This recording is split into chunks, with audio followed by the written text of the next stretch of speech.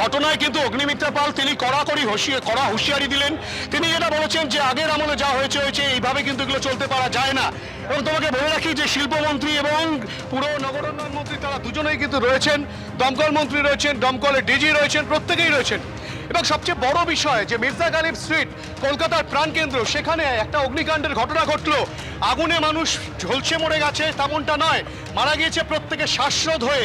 কালো ধোঁয়ায় কিন্তু গোটা হোটেল ঢেকে গিয়েছিল। আমরা কথা বলবো, একবার চেষ্টা করবো। অগ্নিমিত্রা পাল তিনি রয়েছেন এখানে।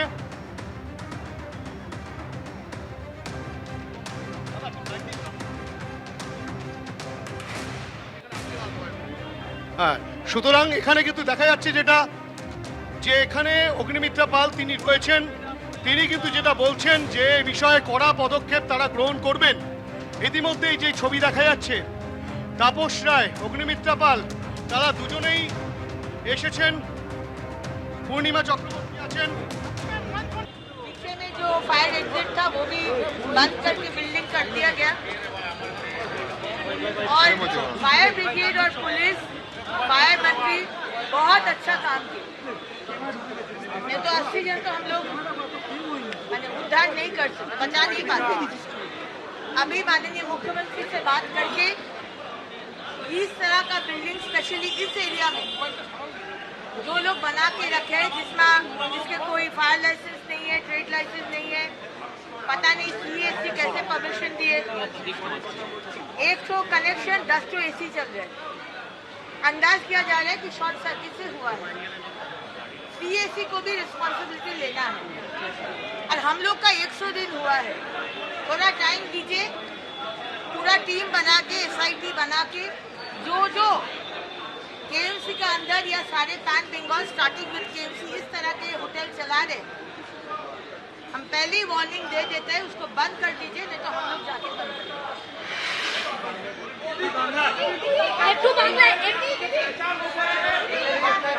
पहचान जो बॉडी रिकवरी हुआ है उसका पहचान चल रहे, पुलिस उसको देख रहे, बांग्लादेशी है ना भारतीय है, पुलिस देख रहे, आपको सही समय पर बता दिया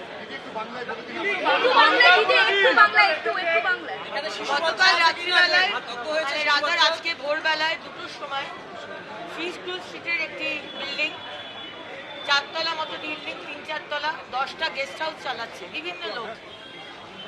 সেখানে 6 জন পুরুষ, 3 জন মহিলা, 2 জন মহিলা আর 1 জন বাচ্চার মৃত্যু হয়েছে। 80 জনকে বাঁচানো গেছে, 80 জন। আজকে পুলিশ এবং ফায়ার ব্রিগেড দুর্দান্ত কাজ করেছে।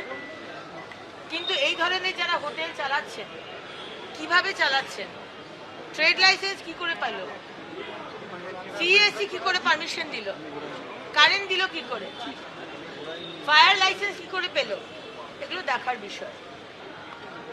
পিছনে ফায়ার এক্সিট নাকি ছিল, আমরা শুনছিলাম সেখানে একটা বাড়ি বানিয়ে দিয়েছে। কোলাপসিবল গেটগুলো বন্ধ থাকে, এখানে বন্ধ ছিল কিনা বলতে পারবো না। তাই তদন্ত হোক এবং নিশ্চিন্ত থাকুন, আমাদের শুধু 100 দিন হয়েছে। আমরা একটা টিম গঠন করছি এবং এই কেএমসি এবং প্যান বেঙ্গল এই ধরনের হোটেল যারা চালাচ্ছেন ইলিগাল, তারা বন্ধ করে দিন, নয়তো আমরা গিয়ে বন্ধ করব। এগুলো আগের সরকারের সময় হয়েছে। কিছু দূরেই আমাদের মিউনিসিপ্যালিটি কেএমসি অফিস, যিনি মন্ত্রী ছিলেন তিনি মেয়র ছিলেন, তিনি কি করে তার অফিস থেকে কি করে দেওয়া হলো, ট্রেড লাইসেন্স দেওয়া হলো কি করে?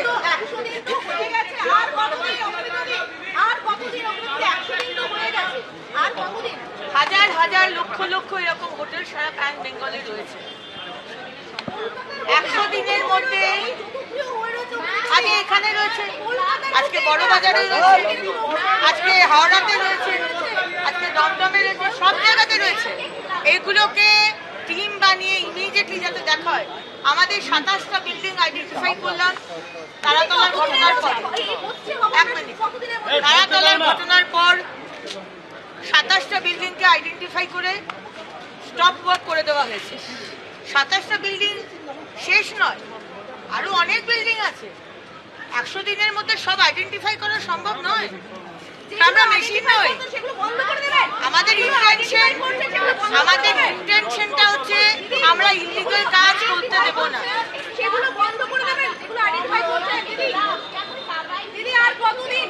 সবথেকে বড় প্রশ্ন এগুলোকে বন্ধ করুন, যেগুলো আইডেন্টিফাই করছেন আপনারা।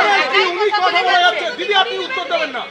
এগুলো এই অবস্থা না না হয়নি, দেখুন,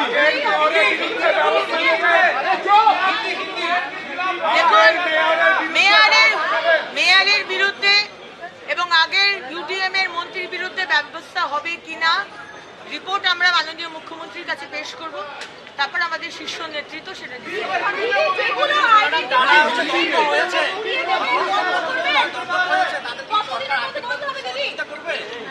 সেটা আমরা মাননীয় মুখ্যমন্ত্রীর সাথে কথা হয়নি।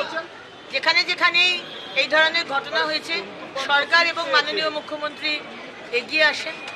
আশা করবো এখানেও সরকার থেকে তাদের কম্পেনসেশন দেওয়া হবে, কিন্তু এখনো কোনো কথা হয়নি।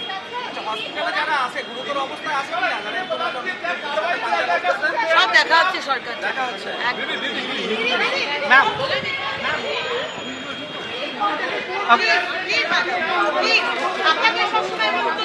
Agni ma'am, আমি বলে দেবো। Agni ma'am, one in English, please.